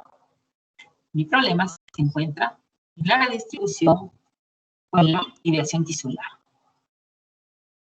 Si hablamos de la redistribución, hablamos de acidosis, de hiperglicemia, del uso de beta bloqueantes, en la parálisis periódica, el uso de succinilcolina, la intoxicación digital. Cuando hablamos de liberación tisular, hablamos de traumatismos, hasta la rhabdomiolisis, la lisis tumoral, la hemólisis, las quemaduras, ¿no? O administración en. Cuando mi potasio en orina está más de 100.000 equivalentes en 24 horas y mi gradiente transtubular de potasio está mayor a 4, entonces hablamos de una insuficiencia renal, ¿no? Oligoanúrica, no, dice, ¿no? Entonces estamos hablando de déficit de mineralocorticoides. Quienes se encargan de eliminar el potasio. Tenemos ahí la enfermedad de Addison, la hiperplasia suprarrenal congénita, el hipoaldosteronismo hiporinémico, el uso de fármacos como los AINES, los ARAs, los IECAS, ¿no? El déficit de secreción tubular, el uso de espironolactona. ¿Hay una insuficiencia renal? Sí. El paciente tiene disminución del flujo tubular. Entonces, hecho mi diagnóstico, veo mis posibles causas. Tanto en la hipercalemia como en la hipocalemia es una emergencia médica, ¿no es cierto? Tengo que actuar rápidamente. ¿Qué síntomas me va a dar? Igual que la hipocalemia, parestesias, debilidad muscular, parálisis flácida. ¿Dónde está la diferencia? Electrocardiograma. Empezamos de abajo para arriba. En el anterior vimos de arriba para abajo. Mi electrocardiograma normal. Ondas T altas. ¿Cómo era la onda T en la hipo? Era plana. La onda T se va aplanando. En este caso, la onda T se va haciendo picuda. Se va alargando el intervalo PR. Miren dónde está la onda T. Cuando la hipopotasemia es de 8. ¿Qué tan distante está la primera rayita? ¿Se acuerdan que está pegadita a la primera rayita? Ahora está muy alejada. Cuando ya tenemos un potasio de 9, hay un bloqueo, ¿no? Ya no hay un QRS. Y definitivamente cuando hay un potasio de 10, que es incompatible con la vida, hay una fibrilación ventricular. Entonces, ¿cuánto tiempo tenemos? ¿Cómo podemos saber? Cuando está con 7, el paciente no puede llegar a 8, porque ya el riesgo está de muerte. ¿Qué vamos a hacer? Igual, valoramos, ¿no? El electrocardiograma. ¿Tiene? ¿No tiene? ¿Tiene? ¿Necesita tratamiento de urgencia? Sí, no. ¿Con qué voy a empezar? ¿Voy a empezar tratando la causa de mi hipercalemia?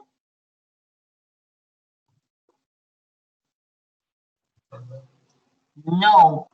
Al igual que la hipopotasemia, se puede decir, trato el síntoma, mas no trato el cuadro de fondo.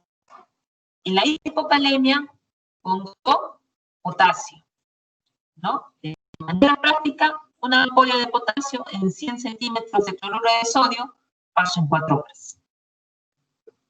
De manera práctica, en la hipercalemia, ¿qué uso primero?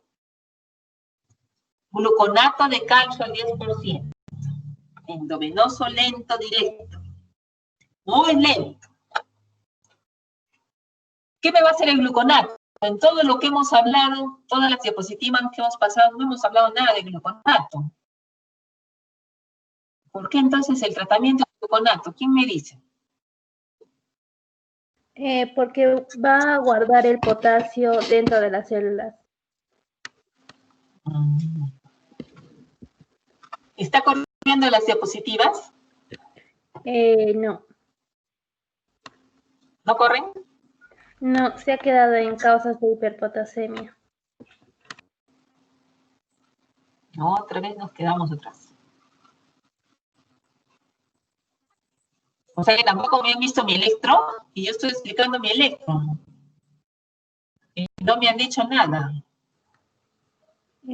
Pero sí he entendido, más o menos.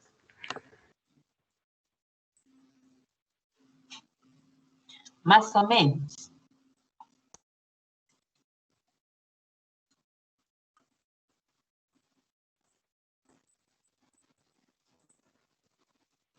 Ya, ahora ven mi electro.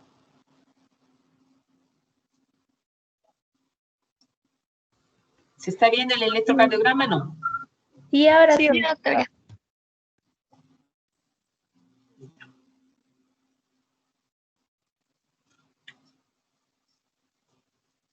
Este cambio de diapositiva. También, doctora. También. ¿Esta la han visto o no la han visto?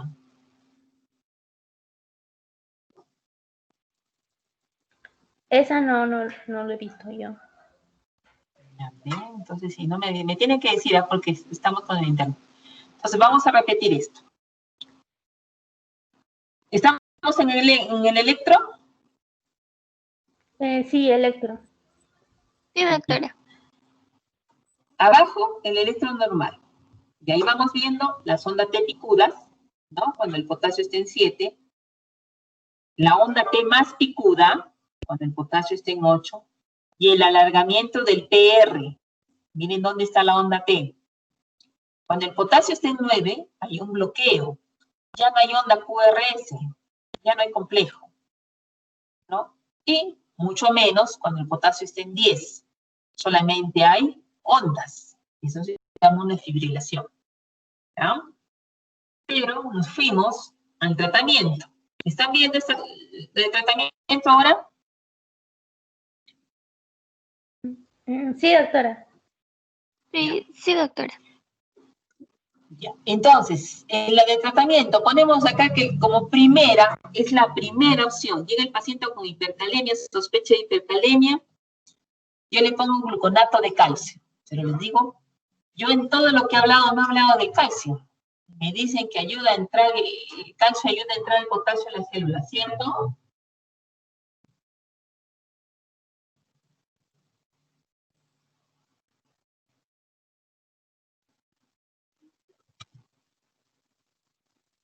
No hemos hablado de calcio porque no actúa el calcio de ninguna manera en lo que es el desplazamiento del potasio dentro de la célula.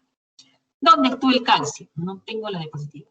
Cuando se genera el potencial de acción, ¿no? Ingresa potasio a la célula, se despolariza, hay un pico, luego hay un pequeño descenso y hay una meseta. ¿Qué pasa en la meseta? En la meseta se abren los canales de calcio, ¿no?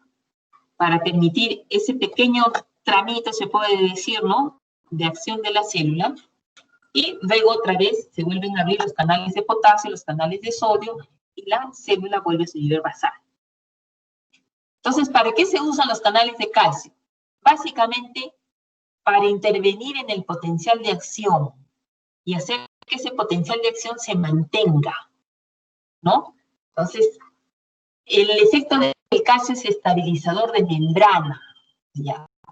No me ayuda a ingresar ni a salir potasio, me estabiliza la membrana, me ayuda a mantener el potencial de acción. Ese es el efecto del gluconato de calcio. ¿En cuánto tiempo actúa? Actúa entre 5 a 10 minutos. Yo le estoy inyectando y a los 5 minutos ya está actuando, ¿no? Por lo tanto, si el potencial de acción se mantiene,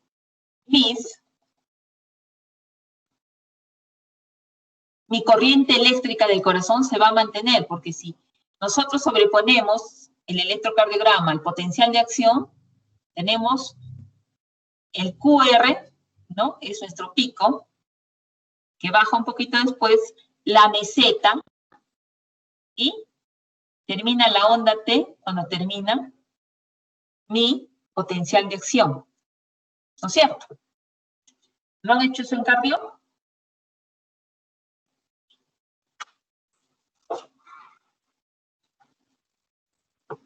Ya me fui hasta con la voz.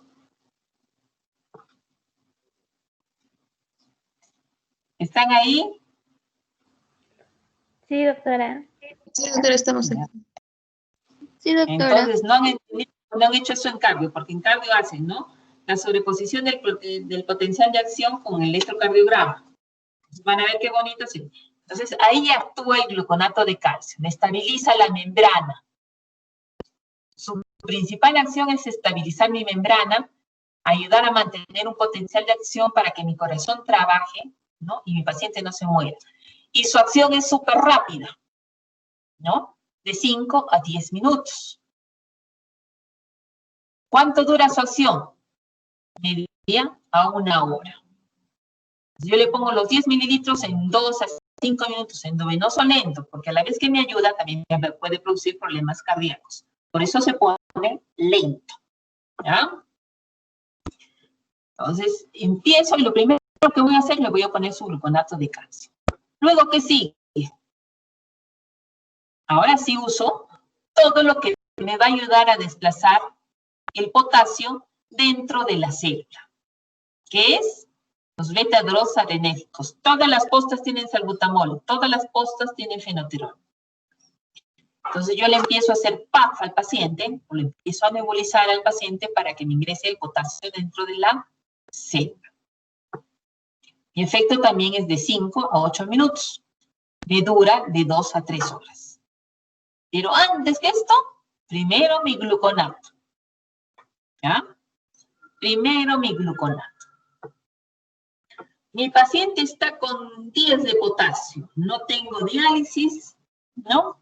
¿Cómo hacerle hasta que llegue a un centro donde hagan diálisis? Se me va a morir. ¿Por qué? Porque no es suficiente el gluconato con los beta-agonistas para ese valor. Utilizo insulina. La insulina también me va a hacer que el potasio ingrese del extracelular al intracelular, ¿no es cierto? ¿Cómo utilizo? 10 unidades de insulina en medio litro de glucosa, de dextrosa al 10%, y la paso más o menos en 30 minutos. ¿Ya? 10 unidades de insulina en medio litro de dextrosa al 10%. Su efecto es entre los 15 y 30 minutos y me dura de 6 a 8 horas. No es hago una, si no me funciona le hago la otra, no. Hago todas a la vez dependiendo de mi nivel de potasio. Si mi nivel de potasio es de 9, es de 10, definitivamente que le voy a poner todo. ¿Ah? Y acá viene la controversia con los emergenciólogos, con los usiólogos. Bicarbonato. Sí usamos bicarbonato. ¿Por qué? ¿Quién me dice? Y le doy un punto en el examen.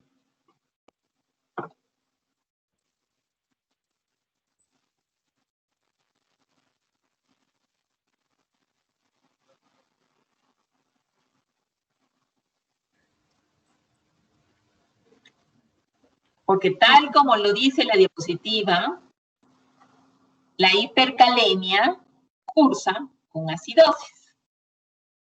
Por lo tanto, mi bicarbonato, ¿cómo va a estar? Bajo.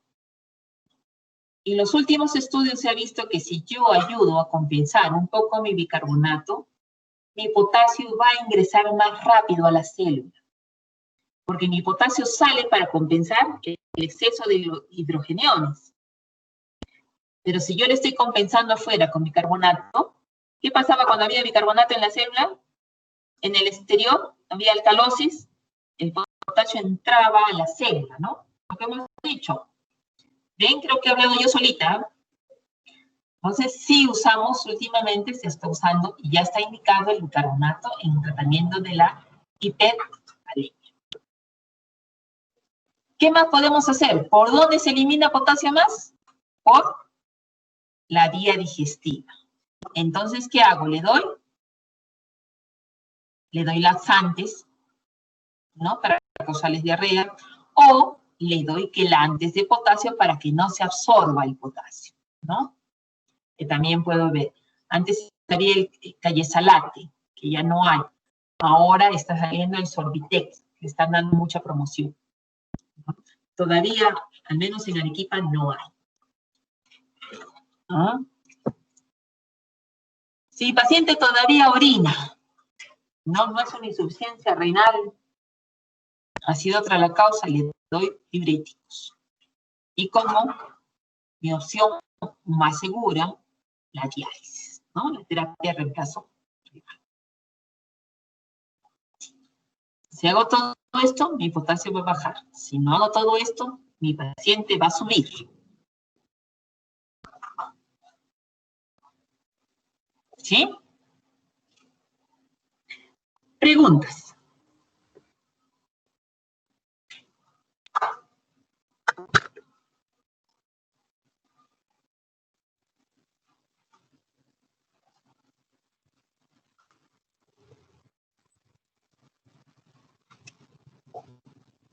¿No hay preguntas?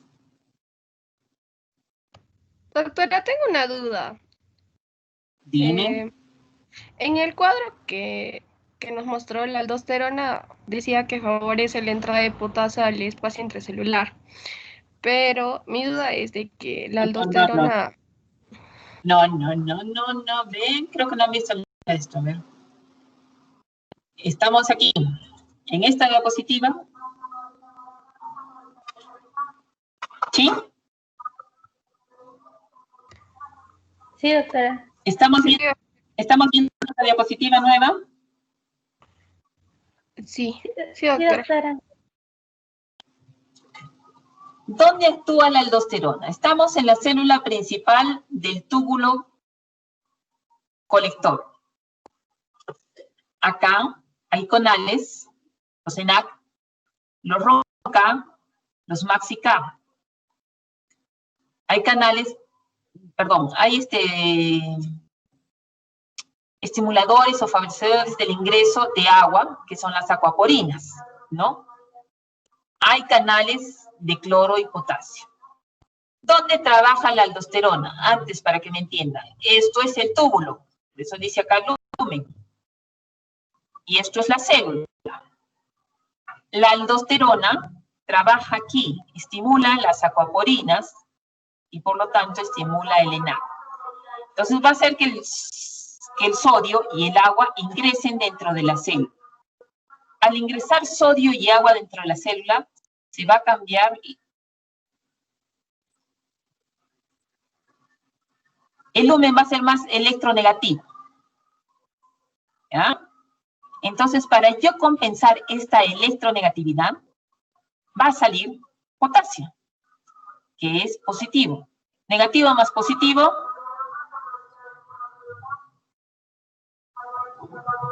se neutraliza, ¿no es cierto? O caso contrario, ya, no me entienden de ese lado. Entra sodio y entra agua a la célula. ¿Qué va a pasar dentro de la célula? Se va a hacer más electropositiva. Entonces hay muchos positivos acá adentro. La célula tiene que botar los positivos. Y empieza botando positivos. ¿Qué positivo? El potasio. ¿Dónde trabaja la aldosterona? Aquí. No trabaja estimulando directamente a los canales ni a los RONCA, ni a los MAXI-K. La aldosterona trabaja estimulando a la acuaporina y al ENAC.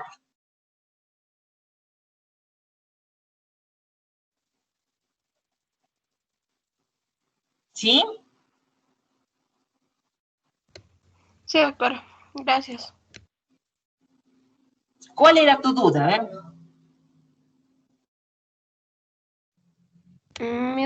Mi duda era esta, que en el cuadro dice que la aldosterona va a favorecer la entrada de potasio al espacio intracelular, pero no supone que la En el aldosterona lo que hace es retener el sodio y eliminar el potasio. Claro, o sea, en el cuadro de acá, favorece la entrada de potasio al espacio intracelular. Sí, doctora. Pero acá les dije, no, más que favorecer eso, es que nos ayuda a la eliminación. Sí, tiene razón. Y acá hay que borrar el aldosterona. Ya. ¿Mm? Sí, acá no ingresa al espacio intracelular, sino ayuda a la regularización del potasio. ¿Por qué? Por este mecanismo. Acá trabaja la aldosterona, ¿no? Básicamente en las acuaporinas y en el ENAC. Otra pregunta.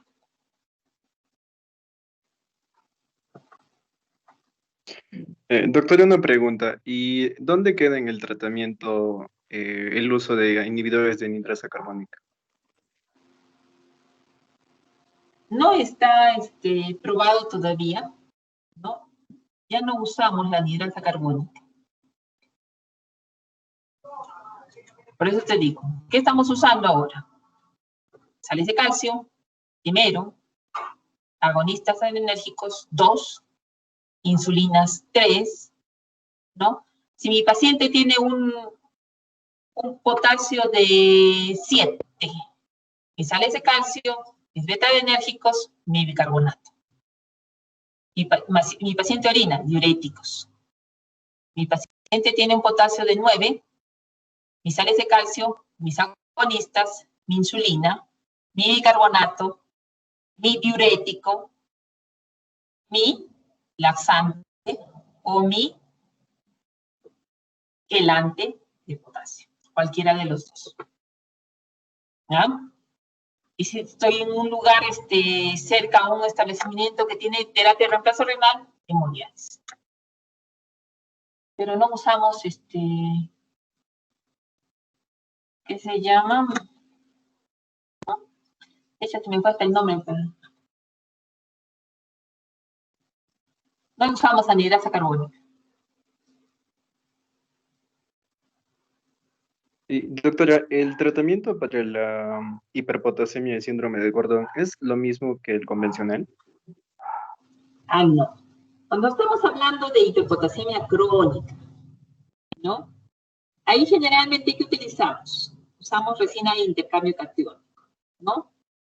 Como el Sorbitel, que te estoy diciendo que no, que yo sepa, no tenemos aquí en Arequipa, ¿no? Entonces ahí tratamos de utilizar resinas de intercambio catiónico. Básicamente eso. En lo que es hiperpotasemia crónica, usamos esas resinas. Los diuréticos, ¿no? Corticoides. Eso usamos. Podemos Y si administrar, por toma ejemplo, digoxina, doctora, y si toma digoxina y tiene hiperpotasemia. tenemos que dar el antídoto de la digoxina. ¿Cierto? Ah, ya, gracias, doctora.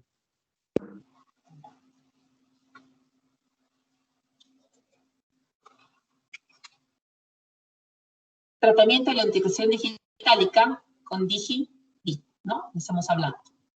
Entonces damos el tratamiento de la intoxicación digitálica y que se llama, corregimos, la intoxicación. Eso nos puede causar hipopotasemia. Pero para el tratamiento de hipopotasemia crónica lo que usamos es resinas de intercambio catiónico, ¿no? Usamos diuréticos, usamos corticoides.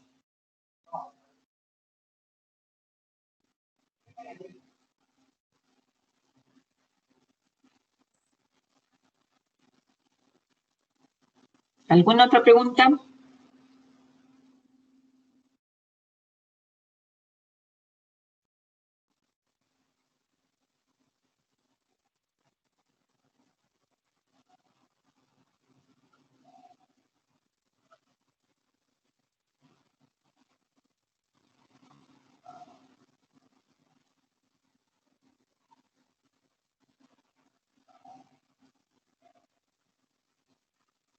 No habiendo más preguntas, nos despedimos hasta la siguiente clase.